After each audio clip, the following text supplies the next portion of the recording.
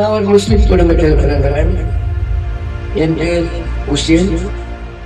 விபச்சார கோயில், பெண்களை வச்சு விபச்சார கோயில் நடத்துவார்கள்.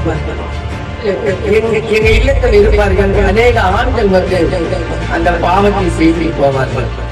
பிச்சை போல சிறு வயதில் போய் பிச்சை செஞ்சு, அம்மா தாயே கொஞ்சம் சாப்பாடு இருந்தாதுமா, பிச்சை செஞ்சு பிச்சை சாப்பாடு.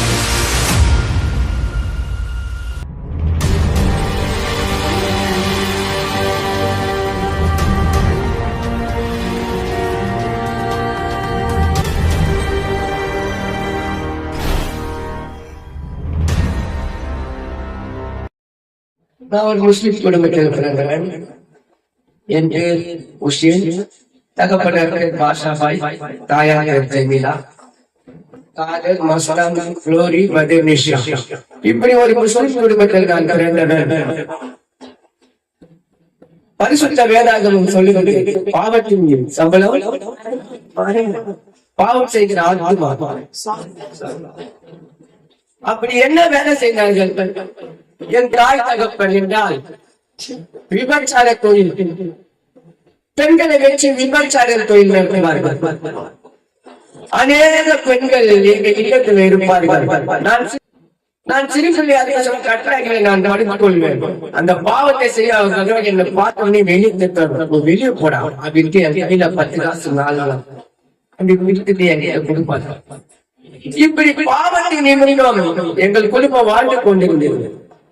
விபச்சார தொழில், அந்த பாவத்தை நிமித்தம் நாங்கள் வாழ்ந்தோம். அந்த பாவத்தின் வருமானத்தை நிமித்தம் நாங்கள் ஒவ்வொரு வாழ்ந்து கொண்டிருந்தோம். 4 பதார்த்தம் கொழுவுகள் எங்க வீட்டுல அநேக பேர் வந்து பாஷாபாய் வீட்டுல போனா சாப்பாடு கிடைக்கும். அங்க போனா அவங்க எப்படி இருந்தாலும் சாப்பாடு நம்ம கொடுப்பாங்க. அநேக எங்க தகப்பனுடைய இல்லத்துல வந்து சாப்பிட்டு போவார்கள். இப்படி இந்த பாவத்தின் வருமானத்தை நிமித்தம் எங்கள் குடும்பம் வாழ்ந்து கொண்டிருந்தது. யாராவது ஒருவர் எங்கள் குடும்பத்தை பார்த்து சபித்திருக்கலாம், ஐயோ இந்த குடும்பம் நாசமா போக வேண்டும், இருக்கிற பணத்தை எல்லாம் அந்த வீட்டுல செலவு செய்தார்கள், நம்ம புள்ளிங்க பட்மையா இருக்குது, நம்ம புள்ளியுடைய வயிறுலாம் எரிய, அவங்க நல்லா இருப்பாங்களா அப்படின்னு எங்க குடும்பத்தை பார்த்து யாராவது ஒருவர் சபித்திருக்கலாம். பிரியமானவர்கள், அந்த சாபமாகப்பட்டது எங்களுடைய இல்லத்துல வந்து வாசப்படியில விழுந்தது. நன்மை செய்தா மேன்மை இல்லையோ, நீ நன்மை செய்யாத பாவம் என்ன பட்டிருக்கோம். வாசப்படி நீ 1000 பேருக்கு சாப்பாடு போட்டாலும் அந்த பாவம் போவான். இயேசு கிறிஸ்துடைய ரத்தத்துக்கால மொழிகை எடுத்தாதான் அந்த பாவம் போகும். கர்த்தருக்கு மகிமை உண்டாவதாக. வீடு வாசல் எல்லாவற்றையும் நாங்கள் விட்டு வந்து ஆகாரம் இல்லை, படுக்க இடமில்லை. என் சகோதரிகள் என் தாய் தகப்பன் எல்லாம் வந்து விட்டு வீட்டெல்லாம் விட்டு இந்த சாபமாகப்பட்டது எங்களுக்கு வேதத்துல சொல்லப்பட்டது. 4ஆம் தலைமுறை வரைக்கும் அந்த சாபமாகப்பட்டது எங்க வீட்டில் வந்து விழுந்தது. வீடு வாசல் இல்ல, வரைக்கும் நேஸ்ட் என்பதை பெருமிட், அந்த நேஸ்ட் பெருமிட்ல ஒரு சின்ன பார்க், அந்த பார்க்ல ஓரமாக 2 ஆணி ஒரு கோணி, அந்த ஆணி அடிச்சுட்டு கோணியை வெற்றி, அதுதான் இந்த வீடு. இப்படியாக நாங்கள் வாழ்ந்து கொண்டிருந்தோம். ஆகாரம் இல்லாமல் வருமானம் இல்லாமல் வாழ்ந்து கொண்டிருந்தோம். எங்க தகப்பனாரையும் தாயார் யோசனை பண்றாங்க, பிள்ளைகள் எவ்வளவு பட்மையா இருக்கிறது என்ன செய்ய முடியும். என் தாய் சிறு வயதுல என்னை இடுப்புல பிடித்து வச்சு சூளை அங்க 2 சட்டி தலைமையில வச்சு இடுப்புல தீ பிச்சை கேட்பாங்க. அம்மா தாயே கொஞ்சம் சாப்பாடு இருந்தா போடுமா, பசிக்குதுமா என்று தாய் கேட்பார்கள். அந்த பிச்சை சாப்பாடு என் தாய் வாங்கி வந்து எங்களுக்கு எல்லாருக்கும் நாங்கள் பகிர்ந்து சாப்பிடுவோம். பிச்சை எடுத்து நாங்கள் வாழ்ந்தோம். பிச்சை எடுத்து வாழ்ந்தோம். கண்ணீரோடு துக்கத்தோடு அவமானத்தோடு நாங்கள் வாழ்ந்தோம். பிரியமானவர்களே, வருமானம் என்ன செய்ய வேண்டும் என்று கண்ணீரோடு இருந்தோம். எங்க அப்பா ரோடாக போய் காகிதம் பொறுக்க ஆரம்பிச்சார். ரோடாக போய் காகிதம் பொறுக்க ஆரம்பிச்சார். காகிதம் பொறுக்கி அதுல இருக்கிற வருமானத்துல நாங்கள் சாப்பிடணும். இரவில பிச்சை எடுக்கிட்டு காலையில என் தாயை தகப்பனும் காகிதம் பொறுக்குவாங்க. பிச்சை எடுத்து காகிதம் பொறுக்கி வாழ்ந்த எங்க குடும்பம் பிரியமானவர்களே. நாளாலும் என் தகப்பனுடைய நண்பர் சொன்னார், பாஷா பாய், இன்னும் நீங்க இருக்கீங்கள, பிள்ளைகள் வயிறு சென்று கொண்டிருக்கிறது, உங்களுக்கு ஒரு வீடு ஓன பாஷா பாய். 2 வாலிபர் பொட்ட பிள்ளைங்க இருக்குது, ஆம்பளை பிள்ளைங்க பரவாயில்ல, யோசனை பண்ண சொல்ல எங்க அப்பா காகிதம் பொறுக்கிறார். என் தாயும் என் தகப்பனும் செய்து ரோட்ல குப்பை தொட்டில ஒரு இடத்துல ஓலை கொட்டியிருந்தாங்க. அந்த ஓலைய என் தாயாவது சம மாதிரி கட்டி தலையில வச்சுன்னு தகப்பன சம மாதிரி தலை வச்சு கடங்களை குளிச்சு சிந்தார்பேட்டை ஆற்று ஓரத்துல ஒரு சிறிய குடிசை போட்டு நாங்கள் வாழ்ந்து கொண்டிருந்தோம். ராட்பாத்துல இருக்கிற எங்களுக்கு ஒரு சின்ன குடிசை கிடைச்சது. அந்த சிந்தார்பேட்டை கிணவெல்லாம் சொல்லுவாங்க, எங்களுக்கு பார்த்தாங்க பாவம் பரதேசியான குடும்பம் அப்படி கண்ணீரோடு நாங்கள் துக்கத்தோடு நாங்கள் ஒரு குடும்பமா அந்த வீட்டுல வாழ்ந்து கொண்டிருந்தோம். அப்பா குடிப்பழக்கத்துல குடிப்பழக்கத்துக்கு அடிமையா இருந்தார். தகப்பன் குடிப்பழக்கத்துக்கு அடிமையாக சொல்லுவாங்க, குடிச்சு செத்து விட்டார். 1974 அவர் இறந்துட்டார். இறந்த உடனே என்ன ஆச்சு, தகப்பனை அடக்கம் பண்ண வேண்டுமே அப்படின்னு ஆத்து ஓரமான செத்து கிடந்தவர் அப்படியே நீக்கிட்டு வந்து பிளாட்பாரம் ஓரத்துல போட்டு கீழே ஒரு கோடி போட்டு பிச்சை எடுத்தோம். அம்மா அப்பா இறந்துட்டாரு, ஏதாவது கொடுக்குமா, பிச்சை எடுத்தோம். பிச்சை எடுக்க முடியும். அந்த வசதியான சின்னார்பேட்டையில அந்த கட்டடம்னு சொல்லுவாங்க, அங்க 100 பேர் என் தகப்பன் சாவை உதவி செஞ்சார்கள். எங்க அக்கம்மார் வந்து ஐயோ முஸ்லிம் குடும்பத்தில் பிறந்தானே, இவனை எப்படி வாழ்ந்தான், இவன் எப்படி இருந்தான், யாராவது எங்களுக்கு சாப்பாடு கஞ்சி தண்ணி தருவாங்களான்னு அவங்களுக்கு சின்னார்பேட்டை காத்து தகப்பனுடைய சாவை எப்படி அடக்கம் பண்ணுவாங்க. தகப்பன் என்ன செய்தோம், மசூதியில அடக்கம் பண்ணப்பட்டு சில நாள் ஆனவங்க என் தாயார் மனநிலை பாதிக்கப்பட்டு பைத்தியக்காரி மாதிரி ரோடாக சிறு பிள்ளைகள் கழுத்திக்கு அடிப்பார்கள். பைத்தியக்காட்சி என் தாயை கழுத்திக்கு அடிப்பார்கள். நான் போனா கூட என் தாயார் கேட்பாரு, அடிக்க மனிதர்கள் பாதிக்கப்பட்டு பைத்தியம் வியாதிப்பட்டு என் தாய் இறந்து விட்டார்கள். தாயும் தகப்பனும் இறந்து விட்டவனும் என் சகோதரிகள் ஆளுக்கு ஒரு வாழ்க்கையை தேடி கொண்டு போய்விட்டார்கள். 12 வயது இருக்கும் சிறு பிள்ளைகள் எப்படி சாப்பிட வேண்டும் என்று அந்த சிறு வயசுல என் தகப்பன் காகிதம் பொறுக்கிற மாதிரியே சிறு வயசுல காகிதம் பொறுக்க ஆரம்பிச்சேன். ரோடாக காகிதம் பொறுக்க ஆரம்பிச்சேன். அந்த ரோடாக காகிதம் பொறுக்க ஆரம்பிச்சு அதுல இருக்கிற வருமானத்தை சினிமா தேட்டர்ல போய் படம் பார்ப்பேன். Mahalakshmi theatre, Saraswathi theatre, Saravana theatre, Balaji theatre. இந்த சைடு காகிதம் பொறுக்க போனா இந்த கெய்டி தேட்டர், அங்க சினிமா பார்ப்பேன். இப்படி சிறு வயதுல காகிதம் பொறுக்கி நான் வாழ்ந்து அப்பா செய்த தொழில 12 வயதுல காகிதம் பொறுக்க ஆரம்பிச்சு. மழை பெய்தா காகிதம் பொறுக்க முடியாது, ஈரமாயிடம் காகிதம் வாங்க மாட்டாங்க. என் தாய் பிச்சை எடுக்கிறது போல சிறு வயதுல போய் பிச்சை சேர்த்து, அம்மா தாயே கொஞ்சம் சாப்பாடு இருந்தாகுமா, பிச்சை செட்டு பிச்சை சாப்பாடுல வாழ்க்கை. அந்த பிச்சை சாப்பாடு கிடைக்கும் குப்பை தொட்டியில எச்சரியை போட்டுவார்கள். பெரிய குப்பை தொட்டியார்கள் சிமெண்ட் தொட்டி. என்னால ஏறுவேன், தள்ளி எல்லாம் போட்டு மேல ஏறுவேன். அந்த குப்பை தொட்டியில ஏறுவேன், நாய் பூனை இருக்கும், அப்படியே எகுரும். அந்த எச்சரியை போட்டு அந்த எச்ச சோறு சாப்பிடுங்க. அதை கட்டி வச்சிருப்பார்கள், என்னன்னு திருப்பி அதை மென்று சாப்பிடுங்க. அப்படியாக பிச்சை எடுத்து காகித பொறுக்கி எச்சு சோசாக சிறு வழிமுறை இதே வருஷம் ஹோட்டல்ல இன்றைக்கும் இருக்குது அந்த ஹோட்டல் அங்க போய் பிச்சை கேட்பேன். ஐயா பசிக்குது ஐயா, ஏதாவது நான் கொடுங்க ஐயா. கால் சில பேர் எடுத்து ஓடிப்பார்கள், சில பேர் கையில காரிட்டு போவார்கள், சில பேர் அடிப்பார்கள். படிக்க தண்ட வயசுல பிச்சை எடுக்க ஸ்கூல் சிந்தார்கட்டை ஸ்கூல்ல 1வது படிக்க போன ஸ்கூல்ல ஒரு சிலை ஒரு பை ஒரு தட்டு சாப்பாடு கிடைக்குமான்னு அந்த சாப்பாடு கூட கிடைக்காது பிரியமா. இப்படி கண்ணீரோடு நான் துக்கத்தோடு சிறு வயதில் நிச்சயம் காகிதம் கொத்தி என்ற சொல் சாப்பிடு நான் வளர்ந்தேன். உடுபலா சில பெணால் சிஞ்சு போட்ட டவுசஸ் எங்க இருக்குது அவங்க போய் படுத்துக்கு கோணிக்குள்ள பூண்டுக்கு வைப்பாள். குளிர் வந்தா கோணிக்குள்ள குளிர்ந்து நாய்க்கு வந்து மேல உருவாத்து அப்படி அந்த சிறு வயதுல கண்ணீர் போட்டு துக்கத்தோடு நான் வாழ்ந்தேன் பிரியமா. பாருங்கள் கஷ்டங்கள் எனக்குள்ள அந்த சிறு வயதில் ஆழ்வார் வாழ்க்கையை தேடி கொண்டு போய்விட்டார்கள்.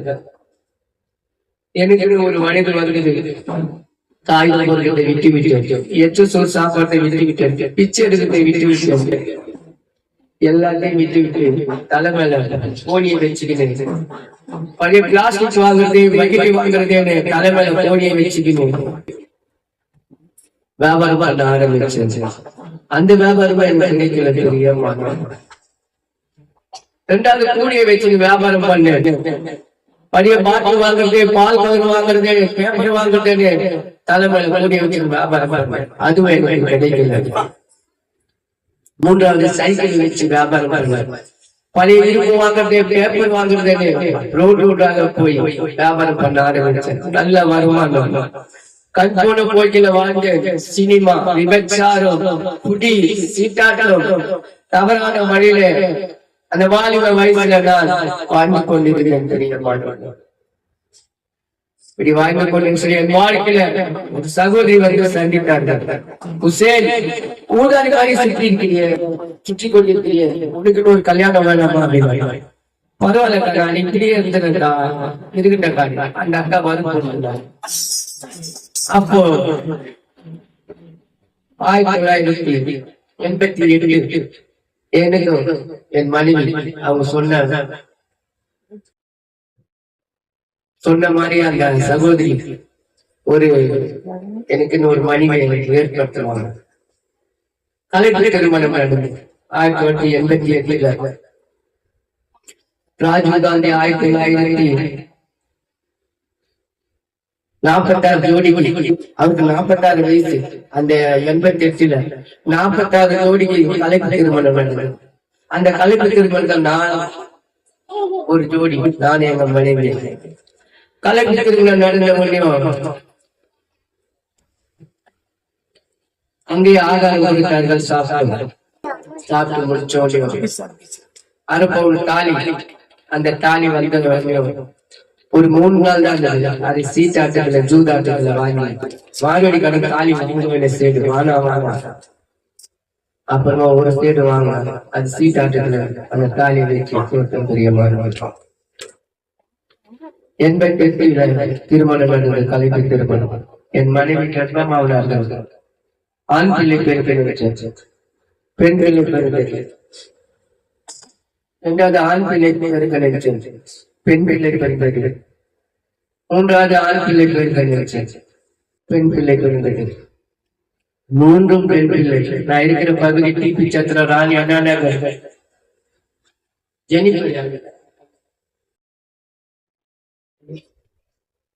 பேத்தி அந்த பகுதியில் தான் இருக்கிறோம். அவங்க அம்மா இருக்கிறாங்களா, அவங்க ஏற்றுப்பாங்க. உண்மை உள்ள சாட்சி பரிபூர்ண ஆசீர்வதிக்கப்படும். இந்த இடத்துல நீ சாட்சி என்ன தேவனுடைய மகிமை இந்த ஆய்வுல நிறைய போய் கட்டவாட்ட பேசும் கர்த்தருக்கு மகிமை.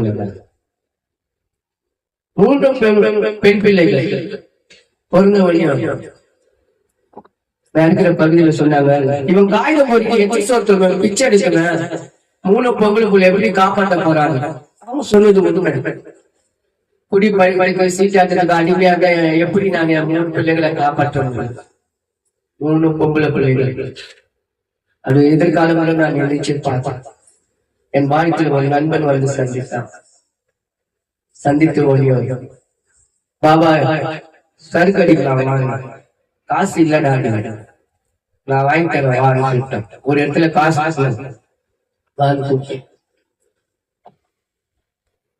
கூப்பிட்ட உடனே அவன் கூட போடுங்க. வேதம் சொல்லிருக்கு சரி 5 பருவம் அதிகால சாராயத்தை நாடுகளுக்கு ஐயோ பார்த்தாலும் என்ன சொல்ல சரக்கு வாங்கி எடுத்தான். 1996 நடந்தது. சரக்கு வாங்கி கொடுத்தோடனே நானும் அவனை பிடிச்சோம்.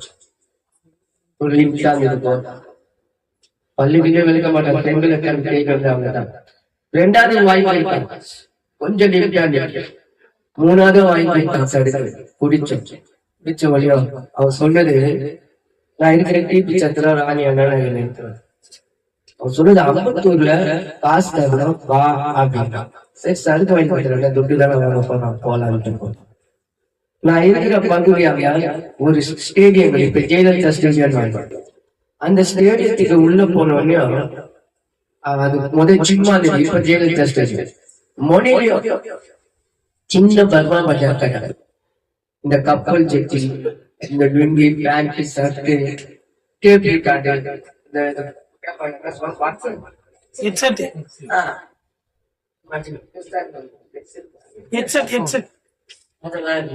நீட்டா போனா சரி, அது பார்க்க போறாங்க. போனா கூட இன்னொருத்தன் சேர்ந்துட்டான். சேர்ந்த ஒரே 3 பேர் ஆயிட்டாங்க. நீட்டா அந்த கடவுள போன அண்ணன் கேட்டான். அண்ணன் வருவார், நான் 12 மணி 1 மணி ஆகும். நீட்டா போனா வீச்சர் வாங்கி தூக்குலாம், தூக்கி டேபிள் அடிச்ச ஒன்னும் கட்டி பார்த்தோமே என்னுடைய போதையை எரிஞ்சிச்சு. காசு தரணும் 52 கொடுக்கணும், இங்க வராங்க அப்படின்னு எல்லாத்தையும் ஒரு 25,000 அப்போ அது கம்மியா தான் இருக்கும். போலீஸ் சொன்னது 25,000 போடணும்னு சொன்னாங்க. எல்லாத்தையும் சுத்திக்கணும். ஏன் அது மாதிரி பண்றேன், எனக்கு கொடுப்பான் பாப்பா, நீ ராபரி பண்ண பிரச்சனை நான் பாத்துறேன்.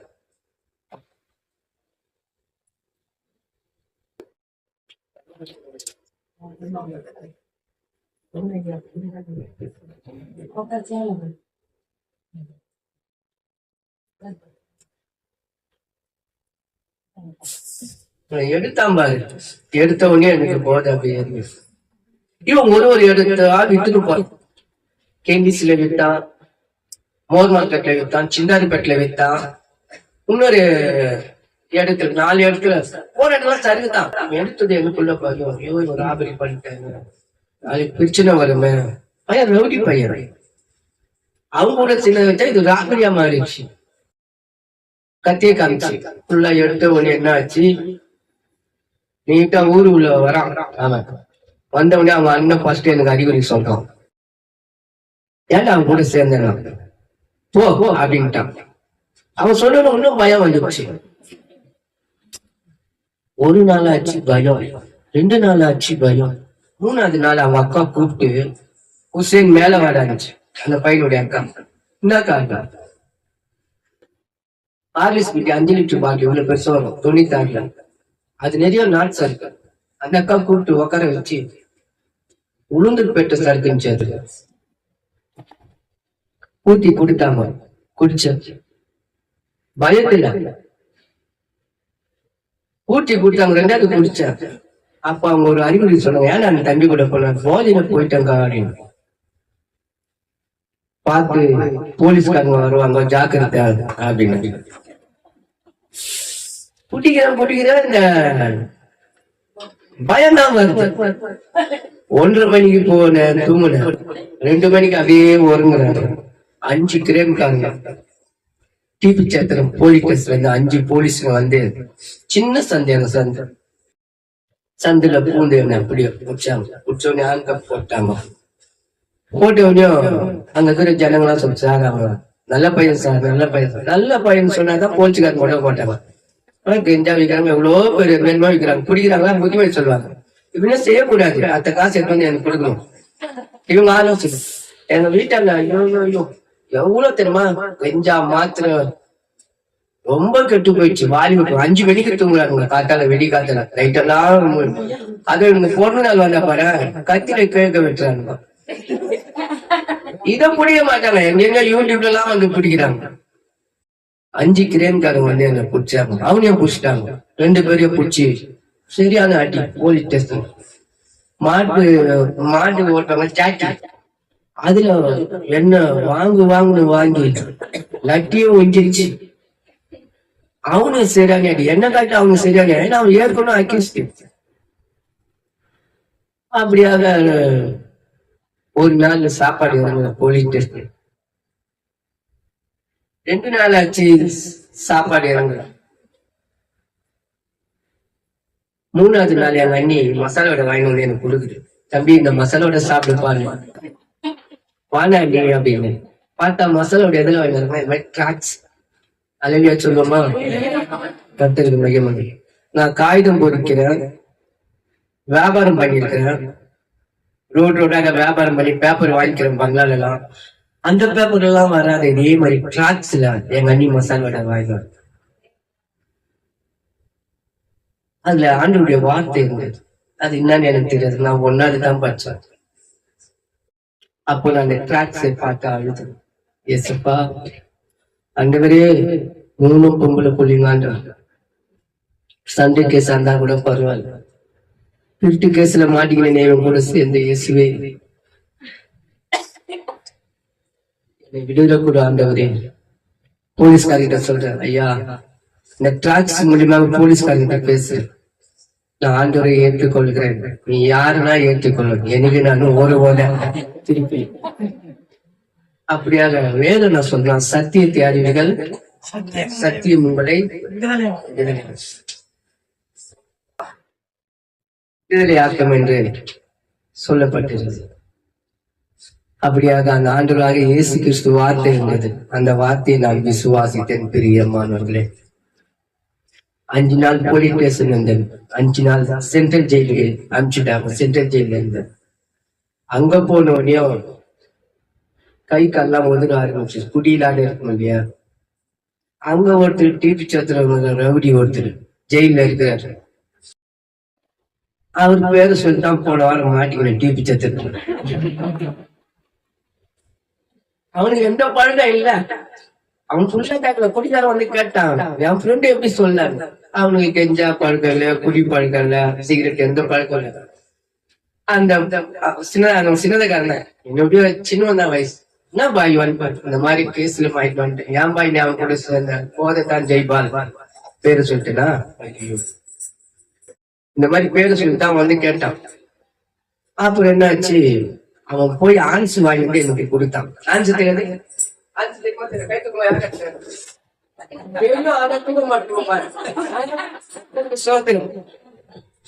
எடுத்து வந்து கொடுத்தான். அப்ப அந்த ஆன்ஸ் வீட்டுக்கு வச்ச உடனே மண்டியில வச்சு, அதான் புதுசு நான் அந்த ஆன்ஸ் போடு ஆன்ஸ் கத்துக்கினேன். அந்த ஜெயில ஆன்ஸ் கத்துக்கணும். அப்படியாக என்ன செய்யணும், 5 நாள் ஜெயில இருந்தேன். ஜெயில விட்டு வெளியே வந்துடும். ஊழியக்காரங்க இவங்கள மாதிரி ஊழியக்காரங்க வந்து ஆண்டவரை பத்தி சொல்லுகிறார்கள். இயேசு நல்லவர், வல்லவர், கிருபை உள்ளவர். என் மனைவி சொன்னாங்க, பாய் நம்ம ஆண்டவரை ஏற்றுக்கொள்ளலாம் பாய், ஆண்டவரை நம்மளுக்கு சமாதானம் தருவார், இனிமே இந்த குடி பழக்கத்தெல்லாம் விட்டுட்டு பாய், ஆண்டவரை நம்மளுக்கு வாழ்க்கையில சமாதானம் தருவார் பாய். அங்க போட்டு எங்க வீட்டாண்டியா வந்து போடுறாங்க. பார், கர்த்தருடைய நாமத்துக்கு மகிமை உண்டதாக. தெரிந்து கொள்ளப்பட்டவர் அநேகர், அழைக்கப்பட்டவர் அநேகர், தெரிந்து கொண்டவர் சிலர். அந்த சிலர் நான் வந்து இருக்கிற போல கர்த்தருக்கு சோத்திரம். ஆண்டவர் எனக்கு ஒரு தரிசனம் ஒண்ணு கொடுத்தாரு. கல்யாணம் ஆவாத அப்ப ஒரு தரிசனம் ஒண்ணு கொடுத்தாரு. நான் அப்புறமா சொல்றேன் அந்த தரிசனம். அந்த ஊழியக்கார காலில் போய் விழுந்தேன். ஐயா இந்த மாதிரி ஐயா திருட்டு கேஸ்ல மாட்டிக்கின ஐயா, விடுதலை கட்டிக்குமா ஐயா. அவர் என்ன சொன்னாரு, ஆண்டவர் நம்புப்பா, ஆண்டவர் உனக்கு சமாதானம் தருவார் அப்படின்னு. பிரியமானவர்களே, அன்றைக்கு ஆண்டவராக இயேசு கிறிஸ்து நான் விசுவாசித்தேன். என் 3 பெண் பிள்ளையும் படிக்க வைத்தேன். இந்த பக்கம் கடங்காரன், இந்த பக்கம் கடங்காரன், இந்த பக்கம் கடங்காரன், 4 திசையில கடங்காரன் வராங்க. சகோதரிகள் வருவார்கள், சகோதரிகள் வருவார்கள். கடத்தை வாங்கி என்ன செய்வேன், கொடுக்க முடியாம சண்டை வருமென்ட்டு நைட்ல 1:30 மணிக்கு குடிச்சிட்டு போவேன். அவங்க 2 மணிக்கு வருவாங்க கடன் கொடுத்தோம். பக்கத்துல தான் வீடு. அசிங்கமா தவறான வார்த்தை கேட்பான். அவ்வளவு கேவலமாக நான் வாழ்ந்தேன் பெரியம்மான். அந்த கடத்துல ஆண்டவராக இயேசு கிறிஸ்து விடுதலை கொடுத்தான். எந்த மனுஷனை வழிந்து ஒளிந்தனோ அந்த மனுஷன் இடத்துல நிமிர்ந்து என்னை நடக்க செய்தார் என் ஆண்டவராக இயேசு கிறிஸ்து.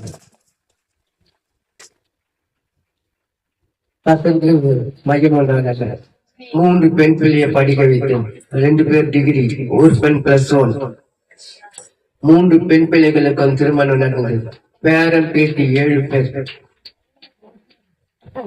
எப்படி காகிதம் பொறுக்கி நான் சிறு வயதுல போட்டனும் கடையாக ஆண்டவராக இயேசு கிறிஸ்து எனக்கு 3 கைலாங்களை கொடுத்துக்கிறார். 3 கைலாங்களை கொடுத்தார். மற்றவங்க காகிதம் பொறுக்கி என்கிட்ட போடுற மாதிரி எங்க ஓனர் ஆக்கலாம் தெரிய மாட்டேன். உன்னை கீழாக்காமல், உன்னை பாலாக்காமல், இதெல்லாம் சொல்லுங்க. நீ ஏன் ஆக மாட்டேன்றீங்க? கடன் போய் தண்டில் வாங்குறது, லோன் கட்ட முடியல, அதுக்கு ஒரு ஜபம், தனிப்பட்ட ஜபம், லோனுக்கு வரக்கூடாது ஆண்டவரே அப்படின்னு நிக்கணும் ஆண்டவரே. இது மாதிரிலாம் சொல்றேன். கடத்துல இருந்து ஆண்டவர் எனக்கு எவ்வளவு விடுதலை கொடுத்தா தெரியுமா? பிச்சை கேட்டு கொண்டிருந்தேன். ஐயா பசிக்குதையா பசிக்குதையான்னு பிச்சை கேட்டு கொண்டிருந்தேன். இப்படி கேட்டுவேன், இப்படி கொடுக்க வைக்கிறேன்.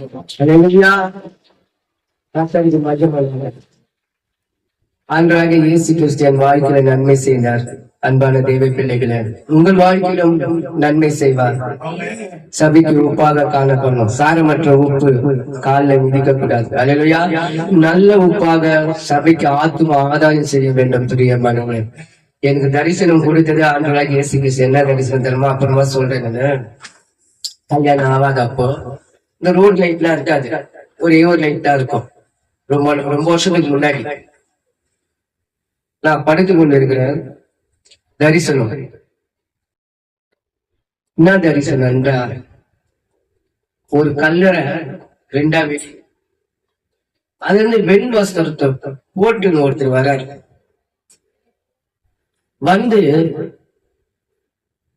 யார் நீங்கன்னு கேட்கிறேன். என் பின்னே வா அப்படின்னு அந்த உருவம் சொல்லு. ஆனா அவ்வளோ வெண்மையா பரிசுத்தமா இருந்த அந்த உடை, அவருடைய உடை, என்னை கூப்பிட்டு போய் தண்ணியாங்க நிக்க வச்சு, உண்மையா பிரியமங்களே, தேவன் பாக்குறாரு, தேவன் தான் இது சாட்சி. என்னை நிக்க வச்சு அந்த தண்ணி ப்ளூவாகுது, நீல கலராகுது. அந்த தண்ணி எடுத்து